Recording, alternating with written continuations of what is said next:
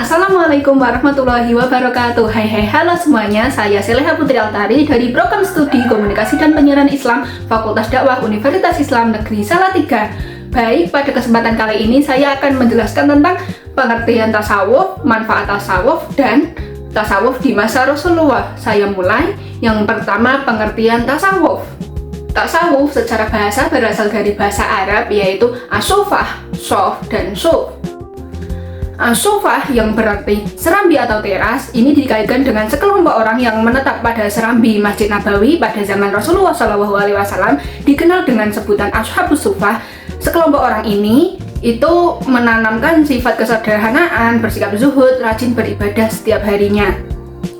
Selanjutnya ada sof yang berarti barisan, didefinisikan sebagai seseorang yang mengikuti barisan Ahlul Bait, Rasulullah, syuhada, dan shodiqin di depan Allah dengan khusyuk dan taat. Ada lagi suf yang berarti bulu domba atau kain wol yang kasar. Ini menandakan simbol menolak kemewahan dan bentuk kerendahan hati seorang sufi.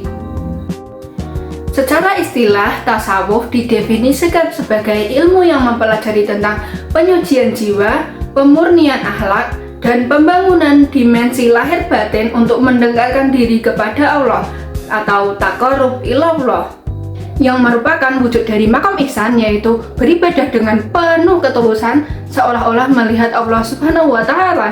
Memasuki poin yang kedua, yaitu manfaat tasawuf. Dalam konteks kehidupan modern dan penuh kekosongan saat ini, tasawuf hadir sebagai sarana penguatan diri dari aspek spiritual maupun psikologis.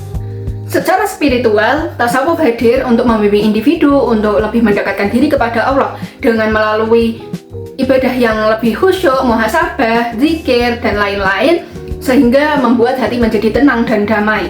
Sementara itu, dari segi psikologis, ajaran tasawuf seperti sabar, tawakal, ridho, syukur, itu mengajarkan manusia untuk menata mental ke depannya agar kuat dalam menjalani ujian hidup. Kesadaran seseorang tentang bahwa itu semua adalah takdir Allah membantu seseorang menerima keadaan tanpa kehilangan harapan. Ada juga tujuan tasawuf. Yang pertama ada tujuan secara personal atau individual, yang kedua ada tujuan sosial dari tasawuf. Tujuan personal dari tasawuf yaitu mendekatkan diri kepada Allah atau taqarrub ilallah, membersihkan diri dari sifat-sifat tercela dan membangun sifat terpuji. Yang ketiga ada meneladani sikap Rasul sebagai implementasi dari Al-Quran. Tujuan sosialnya ada membentuk pribadi yang lebih beradab dan menciptakan keseimbangan antara dunia dan akhirat, serta mengkritik apabila ada yang salah di sekitar kita. Terakhir ada tasawuf pada zaman Rasulullah SAW. Pada zaman Rasulullah SAW, tasawuf itu langsung dipraktekkan, bukan menjadi ilmu saja. Praktekkan dalam kesederhanaan hidup, bersikap zuhud, penyucian jiwa, pembinaan akhlak yang mulia. Rasulullah menjadi teladan utama dalam bersifat zuhud, tidak berfokus pada kehidupan dunia. Beliau pernah menyendiri di Gua Hira sebagai bentuk penghambaan atau ibadah kepada Allah. Kaum ahlu sufah yang tadi saya sebutkan tadi juga menerapkan sifat ahli ibadah, terus menerima segala hal, bahkan mereka memakai kain wol yang kasar demi menerapkan hidup yang sederhana. Baik, mungkin itu saja yang dapat saya sampaikan, kurang lebihnya mohon maaf. Terima kasih. Wassalamualaikum warahmatullahi wabarakatuh.